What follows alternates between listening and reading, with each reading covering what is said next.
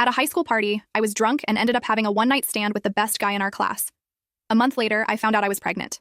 To my surprise, he proposed to me, but not long after we got married, I lost the baby. Even so, our marriage continued, although he was never warm or loving toward me until 2 years later, I discovered he hadn't married me out of love. He did it to fulfill his grandfather's dying wish, and to make matters worse, he was still in love with another woman. That's when I decided I wanted a divorce. That night, after making love, I opened my mouth and said, "Mateo, we should get a divorce." My voice was soft, but I could feel his body tense in my arms. Mateo looked down at me. "Why?" he asked, with the calmness he was always known for. "We got married because of the baby, but unfortunately, the baby is no longer here." I looked him in the eyes firmly. "I've gotten used to being alone. Honestly, with or without you. It feels the same, but without you, I wouldn't have so many expectations or frustrations. I think you probably feel the same way. After the divorce, I wouldn't have to deal with your disdain for my mother and relatives, and you wouldn't have to put up with my greedy family." Mateo said nothing. He just looked at me in silence. His brown eyes darkened even more. When I thought he wouldn't answer, he nodded silently. "All right." No more questions, no further explanations. It was just like when I agreed to marry him. A simple, all right. That was the Mateo I knew. I smiled at him, holding back tears, and gently buried my head in his chest, hugging him one last time. Mateo didn't react. He just let me hold him in silence. Then, I carefully pulled away. "I'm going to take a shower." Just as I was about to get up from the bed, someone grabbed my arm and pulled me back onto the soft mattress. Mateo kissed me forcefully, but seeing the panic in my eyes, he stopped. His eyes were full of anger, but little by little he calmed down. He turned over and lay down beside me. Sleep. He closed his eyes. The next morning, when I woke up, Mateo was already gone. I began packing my things. Before leaving, I took one last look at the house where I had lived for 2 years. I left the keys and divorce papers on the table and sent Mateo a message.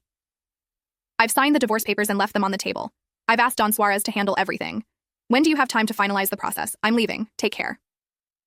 Mateo was in a meeting when he received the message. As he read it, he froze. No one in the room had ever seen him so disoriented, especially his secretary, Lucia, who had known Mateo for years and had never seen him like this. "Mr. Brock," Lucia whispered, trying to get his attention. Mateo glanced at her, calmly set his phone on the table, and continued talking. But just when everyone thought he was fine, he suddenly said, "This meeting is over." He grabbed his phone off the table and rushed out of the room. The others exchanged confused glances. "What's wrong with Mr. Brock?" Mateo went straight home. It was the first time he'd done so during work hours. The house was clean, but there was no trace of me, only the divorce papers on the table, slightly moving in the breeze. Mateo approached and picked them up. The agreement was simple. I didn't want anything from him. I had already signed. Mateo looked at the divorce papers, lost in thought. After a while, he heard the soft sound of a door opening. Mateo suddenly turned his head toward the door. His mother, Selena, had just entered and was startled to see him move so suddenly. "What's going on?" she asked, confused. "Nothing," he replied coldly. "Why are you here? I thought no one would be." "I was bored alone at home, so I came to keep you company," Selena said, smiling as she approached him. "Why are you home so early today?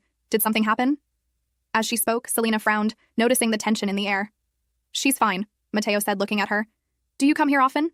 "No, just occasionally," Selena replied, feeling uncomfortable. After saying that, she noticed Mateo's tense expression and quickly changed the subject when she saw the papers in his hands. "What's that?" she asked, trying to grab them. Mateo pressed them firmly against the table. "It's nothing important," he said, looking at Selena. "You don't need to be here. Nadia has her own matters. When we have time, I'll take her to see you." Selena wanted to say something like, "She canceled," but instead, she quickly replied, "All right." However, she couldn't help but remind him, Nadia's been resting for over a year, but she still hasn't gotten pregnant. It could be a result of the miscarriage. She should get checked. "And if she can't have kids?" "I don't want kids," Mateo replied. Selena looked at him in shock. Mateo continued, "You can leave now. If it's not urgent, don't come back."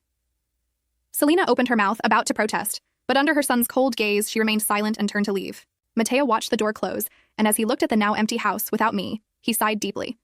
He picked up his phone and dialed his assistant's number. "Harrison, schedule a meeting with Mr. Harvey to handle my divorce." He hung up, threw the divorce papers on the table, and left the house. I had moved back to my small house on the outskirts, the same one I had bought before marrying him. It was in that little place where Mateo and I had our one-night stand and where I got pregnant, which eventually led to our marriage. But now that I was divorcing him, I thought he must probably feel relieved. I picked up the phone and called the real estate agent who had helped me buy the house. "Hi, I want to sell my house in Qingshan Bay. Could you help me with the process?" 2 days later, Harrison saw my house listed for sale online. He couldn't help but glance at Mateo, who was sitting in his office. Since Mateo had asked Harrison to assist with the divorce, he knew that Mateo and I had separated. As far as Harrison knew, Mateo and I had always had a good relationship. We weren't the type of couple to show much affection in public, but we hadn't reached the point of hating each other either. Harrison couldn't understand why we had divorced so suddenly. In recent days, Mateo hadn't behaved like a typical heartbroken divorcee. Except for that time he left the meeting visibly upset. Everything else seemed as usual. However, Mateo had been spending even more time at the office and had become stricter with work. Harrison felt that the divorce was starting to affect him. Harrison didn't want to keep working in such a heavy environment, but he was trapped in a dilemma. Suddenly, Mateo looked up from his computer screen and stared at him. "What's going on?" Harrison jumped. "Nothing." "Then why are you looking at me like that?" Mateo asked, frowning. Harrison hesitated, but Mateo insisted. "Just speak already." Finally, Harrison gritted his teeth and turned his phone screen toward Mateo.